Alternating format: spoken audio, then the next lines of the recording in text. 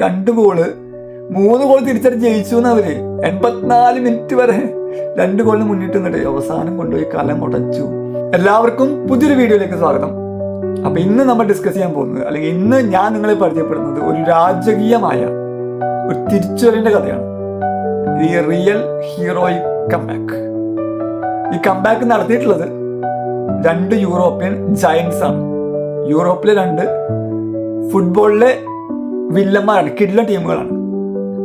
അവര് തങ്ങളുടെ കംബാക്കിലൂടെ തറ പറ്റിച്ചത് ആഫ്രിക്കയിലെ 2 ടീമുകളെയാണ്. കംബാക്ക് അടിച്ചത് 2 യൂറോപ്യൻ രാജ്യങ്ങൾ, അവരുടെ കംബാക്കിൽ അടിപതറിപ്പോയത് 2 ആഫ്രിക്കൻ രാജ്യങ്ങൾ.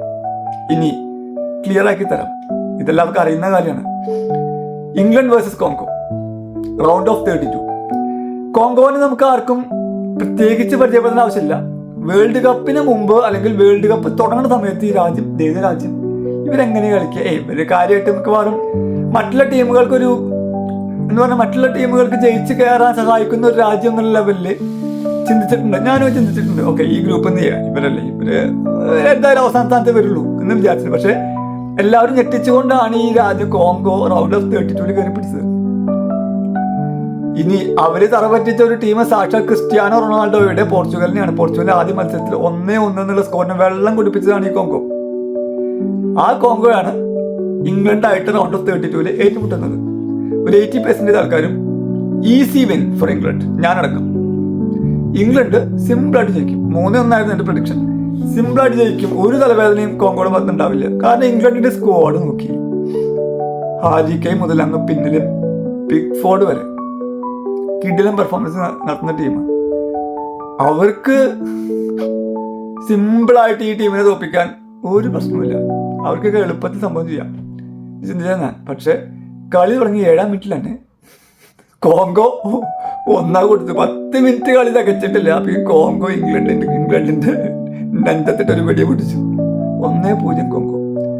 എന്നിട്ട് ഇത്രയും താരസമ്പന്നമായ Harry Kane, Jude Bellingham, Declan Rice, Bukayo Saka, Madueke, പിന്നെ ആരാ, ആന്റണി ഗോർഡൻ, പിന്നെ റീസ് ജെയിംസ്, പിക്ഫോർഡ് തുടങ്ങിയിട്ടുള്ള പ്രത്യേകിച്ച് പ്രീമിയർ ലീഗ് കണ്ടിട്ടുള്ള ഏറ്റവും മികച്ച പ്ലേയേഴ്സ് ആണ് നിരക്കുന്ന ഈ ഇംഗ്ലണ്ട് ടീമിനെ തിരിച്ചൊരു മറുപടി അയക്കാൻ പെട്ടെന്ന് പറ്റിയില്ല. ആ മറുപടിക്ക് ഇംഗ്ലണ്ട് വെയിറ്റ് ചെയ്ത് 75-ാമത്തെ മിനിറ്റിലാണ്. 74 മിനിറ്റ് വരെ 1-0 എന്നുള്ള സ്കോറ് കോങ്കോ കീപ്പ് ചെയ്തു, ആ ലീഡ് കീപ്പ് ചെയ്തു. എനിക്ക് അപ്പം തോന്നി ആരറിയോ, പരഗ്വായും ജർമ്മനി തമ്മിലുള്ള മത്സരം. പരഗ്വായ് ജർമ്മനിക്കിട്ട് നല്ലൊരു അസല പൊട്ടിക്കൽ പൊട്ടിച്ചിട്ടാണ് അവരിനെ ഗേറ്റ് ഔട്ട് അടിച്ചത്. ഷൂട്ട് ഔട്ടിലാണെങ്കിൽ പോലും ആരും വിചാരിച്ചില്ല ആ ലെവലിലേക്കാണോ ഇത് പോകുന്നതെന്ന് ഞാൻ ചിന്തിച്ചു. അവിടെയാണ് 2 പേരുടെ brilliance. Number 1 Antony Gordon, number 2 Harry Kane. Antony Gordon ഇറങ്ങുന്ന 60 മിനിറ്റിന് ശേഷമാണ്. 60 മിനിറ്റിന് ശേഷം ഇറങ്ങുന്ന ആന്റണി ഗോർഡൻ ഇംഗ്ലണ്ട് അടിച്ച 2 ഗോളിന് അസിസ്റ്റ് കൊടുത്തിട്ടുണ്ട്. 2 ഗോൾ അടിച്ചതും ഹാരി കെയ്നാണ്. ഈ 2 മാസ്റ്റർ ബ്രില്യൻ്റ് ആയിട്ടുള്ള പ്ലേയേഴ്സിന്റെ ഒരു വലിയൊരു ഹാൻഡുള്ള കാരണം കൊണ്ടാണ് ഇംഗ്ലണ്ടിന് കംബാക്ക് നടത്താൻ പറ്റിയത്. 75-ാം മിനിറ്റിൽ ഹാരി കെയ്ൻ്റെ വക ഗോൾ അടിക്കുന്നു, 1 സമനില പിടിക്കുന്നു.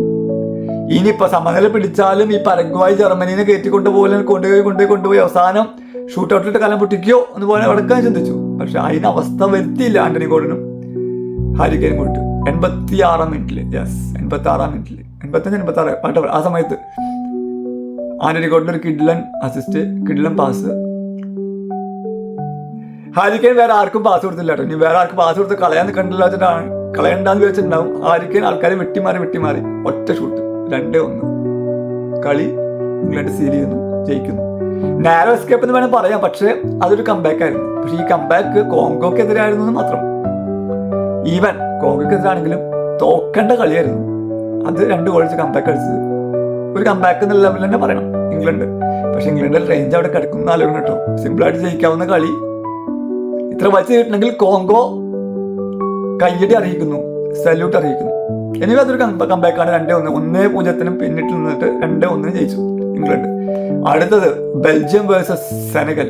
ആഫ്രിക്കൻ കരുത്തരായ സെനഗൽ അറിയാലോ, കഴിഞ്ഞ ആഫ്രിക്കൻ നേഷൻ കപ്പിലെ ഫൈനലിൽ മൊറോക്കോയിൽ വെച്ചിരുന്ന ഫൈനലില് മൊറോക്കോയെ തോപ്പിച്ച് കുറെ കോൺട്രവേഴ്സി ആയിട്ട് മൊറോക്കോയെ തോപ്പിച്ച് കപ്പ് എടുത്തിട്ട് 2-3 മാസം കഴിഞ്ഞിട്ട് പിന്നെയും കപ്പ് തിരിച്ച് മൊറോക്കോയ്ക്ക് കൊടുക്കാൻ പറഞ്ഞ ആ സെനഗൽ. അവസ്ഥ നോക്കണേ.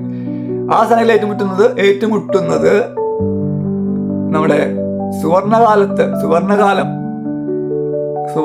പിള്ളേര് കളിക്കുന്ന ഗോൾഡൻ ജനറേഷൻ, സുവർണ തലമുറ കളിക്കുന്ന ബെൽജിയം. സുവർണ തലമുറയിൽ ആർക്കും 2-3 പേരുണ്ടല്ലോ, ഒന്ന് ലൂക്കാക്കും ഒന്ന് ഡിബ്രോയിൻ അങ്ങോട്ടേ ഉള്ളൂ, വേറെ ആരും ഇല്ല. അവരായിട്ട് കളിക്കണേ. അത് ഞാൻ 3 ടൈറ്റ് പ്രതീക്ഷിച്ചിട്ടുണ്ടായിരുന്നു. പക്ഷെ എന്ത് ഒരു ലൈറ്റും ഇല്ല. സെനഗൽ ആദ്യ ഹാഫിൽ തന്നെ ഒരു ഗോൾ അടിച്ചു. സെക്കൻഡ് ഹാഫ് തുടങ്ങിയ ശേഷം ഒരു ഗോൾ കൂടി അടിച്ചു, 2 ഗോൾ അടിച്ചു. ഈസി ആയിട്ട് സെനഗൽ ജയിച്ചു എന്ന് വിചാരിച്ച കളിയിൽ ട്വിസ്റ്റ് വന്നത് എത്ര മിനിറ്റല്ലോ, 86 മിനിറ്റില് ലൂക്കാക്കു ഒരു ഗോൾ അടിക്കുന്നു.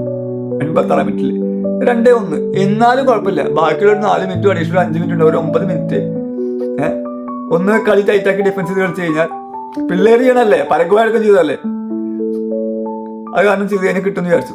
അവിടെയും തെറ്റി. 89 മിനിറ്റില് ടീലമാൻസ് ഒരു കിടിലൻ ഹെഡർ വഴി 2-2 അവസ്ഥ ആലോചിക്കണം. ഇവര് ഈ ഒരു ഗോൾ അടിക്കുന്നതും, അല്ലെങ്കിൽ നമ്മുടെ ലൂക്കാക്ക് ഒരു ഗോൾ അടിക്കുന്നതും, അല്ലെങ്കിൽ ടീലമാൻസ് രണ്ടാമത്തെ ഗോൾ അടിക്കുന്നതും, സമനില ഗോൾ അടിക്കുമ്പോഴും കളിക്കളത്തില് ഡിബ്രോയിനെ ഉണ്ടായിരുന്നില്ല. പിന്നെ നമ്മുടെ സിറ്റിയുടെ ഒരു കളിക്കാരുണ്ടല്ലോ ഇപ്പത്തെ, ഞാൻ പേര് പറഞ്ഞു, നിങ്ങളിവിടെ ഓടിക്കളിക്കാൻ ചങ്ങായി, ആ ചങ്ങായി ഉണ്ടായിരുന്നില്ല. അപ്പൊ അങ്ങനെ ക്രിയേറ്റിവിറ്റി മെയിനിൽ ആൾക്കാരൊന്നും ഇല്ലാതിട്ടാണ് അവര് ഒരു ഗോൾ അടിക്കുന്നതും അടുത്ത സമനില ഗോൾ അടിക്കുന്നതും. ആലോചിച്ചിട്ട് വേണം. 2 പേരും ഡിബ്രോയിനെ സിറ്റിക്ക് വേണ്ടി, സിറ്റിയുടെ എഞ്ചിനായിരുന്നു. പിന്നെ മാറി നാപ്പോളിക്ക് പോയി. അടുത്ത ചങ്ങായി സിറ്റിക്ക് വേണ്ടി കളിക്കുന്ന ചങ്ങായിയാണ്, പേരും പറഞ്ഞു കേട്ടോ, ഓർമ്മ എഴുതാം. അപ്പൊ ഈ 2 പേരില്ലാതെയാണ് അവര് ഒരു ഗോൾ അടിച്ചതും പിന്നെ സമനില ഗോൾ അടിച്ചതും. 85 മിനിറ്റ് വരെ, അല്ലെങ്കിൽ 84 മിനിറ്റ് 2-0 സോളിഡ് ലീഡ് ഉണ്ടായിരുന്ന സെനഗല് 90 മിനിറ്റ് ആയപ്പോഴേക്കും 2-2 എന്നുള്ള നിലയില് അവസ്ഥ നോക്ക്, ആലോചിച്ചു. പിന്നെ അത് എക്സ്ട്രാ ടൈമിൽ കയറുന്നു. ആദ്യം എക്സ്ട്രാ ടൈം ഗോൾ രഹിതമായി പോകുന്നു. അടുത്ത എക്സ്ട്രാ ടൈമിന്റെ അവസാനത്തെ നിമിഷം അത് ടീലമാൻസിന്റെ ബ്രില്യൻസ് ആണ്. അത് ടീലമാൻസ് ഓടിക്കേറുന്നു, അവിടെ ഫൗള് ഉണ്ടാവുന്നു, റഫറി പെനാൽറ്റി വിധിക്കുന്നു. പിന്നെ അത് പെനാൽറ്റി ആയിട്ട് കൺവേർട്ട് ആയി മാറുന്നു. അതിൽ പെനാൽറ്റി അല്ലാന്നും പെനാൽറ്റി ആണെന്നും വാദിക്കുന്ന കുറെ പേരുണ്ട്. പക്ഷെ വാട്ടവർ, അത് ബെൽജിയം അറിയിച്ചിരുന്നു. 84-85 മിനിറ്റ് 2-3 ലീഡ് ഒരു 90 മിനിറ്റ് വരെ നിലനിർത്താൻ സെനഗലിനെ പറ്റിയില്ല. അതില് ബെൽജിയം വിജയിച്ചെങ്കിൽ ഈ പെനാൽറ്റി അവർക്ക് കിട്ടണം എന്നേ ഞാൻ പറയുള്ളൂ. അങ്ങനെ പെനാൽറ്റി വിധിക്കുന്നു, അവസാനം പെനാൽറ്റി ഗോളാക്കുന്നു. 2 ഗോളിന് പിന്നിൽ നിന്ന ശേഷം, അതും 84-85 മിനിറ്റ് 2 ഗോളിന് പിന്നിൽ നിന്ന ശേഷം 90 മിനിറ്റിനുള്ളിൽ 2 ഗോൾ അടിച്ച് സമനിലയാക്കി. എക്സ്ട്രാ ടൈം ആദ്യ പകുതിയിൽ 0-0 ആണ്. രണ്ടാം പകുതി അവസാനിക്കുമ്പോൾ ഒരു ഗോൾ കൂടി അടിച്ച് ടോട്ടൽ സ്കോർ 3-2 ബെൽജിയം ആ കളി അങ്ങ് തൂക്കി. Great comeback. സെനഗൽ ചെറിയ ടീമല്ല, അതുകാണ് സെനഗലിന്റെ ഇത് പറഞ്ഞത്. മൊറോക്കോക്കെതിരെ കളിച്ച് ജയിച്ച ടീമാണ്. പിന്നെന്താ ഉണ്ടെന്ന് പിന്നെ നമുക്കറിയാവുന്നതാണ്, തിരിച്ചു മേടിക്കാന്നൊക്കെ പറയുന്നവര്. എനിവേ ആ സ്ട്രോങ് ടീമായിട്ട് ബെൽജിയം കളിച്ച് 84 മിനിറ്റ് അടക്കം 85 മിനിറ്റിലടക്കം കളത്തിലേ ഇല്ലാതിരുന്ന ബെൽജിയം പിന്നെ 3-2 തിരിച്ചു വന്ന് ജയിച്ച കംബാക്കിന്റെ കഥ.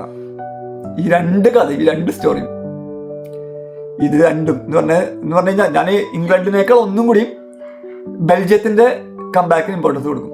അപ്പൊ ബെൽജിയത്തിന്റെ കംബാക്ക് അത് വല്ലാത്തൊരു കഥയാണ്, വല്ലാത്തൊരു കംബാക്കാണ്. ഇംഗ്ലണ്ടിന്റെയും അത് വല്ലാത്തൊരു കംബാക്കാണ്. തോറ്റങ്ങ അവസ്ഥ ആലോചിച്ച് നോക്ക്. ഈ 2 കഥകളാണ് എനിക്ക് നിങ്ങളോട് പറയുന്നത്. അത് പറഞ്ഞു കഴിഞ്ഞു. ഈ മത്സരങ്ങൾ രണ്ടും, പ്രത്യേകിച്ച് ഇവിടെ ബെൽജിയം സെനഗൽ മത്സരം മിസ്സായിട്ടുണ്ടെങ്കിൽ അത് നഷ്ടമാണ്. കാരണം 84 മിനിറ്റ് 85 മിനിറ്റ് വരെ ജയിച്ചു ഉറപ്പിച്ചു എന്ന് വെച്ച സെനഗൽ പ്ലേയേഴ്സിന്റെയും കോച്ചിന്റെയും ആ കളി കാണാൻ വന്ന ആരാധകരുടെ ഒക്കെ അവസ്ഥ ആലോചിച്ചു. 2 ഗോള് 3 ഗോൾ തിരിച്ചടിച്ച് ജയിച്ചു എന്നവര്. 84 മിനിറ്റ് വരെ 2 ഗോളിന് മുന്നിട്ട് നിന്നിട്ട് അവസാനം കൊണ്ടുപോയി കലം ഉടച്ചു സെനഗൽ.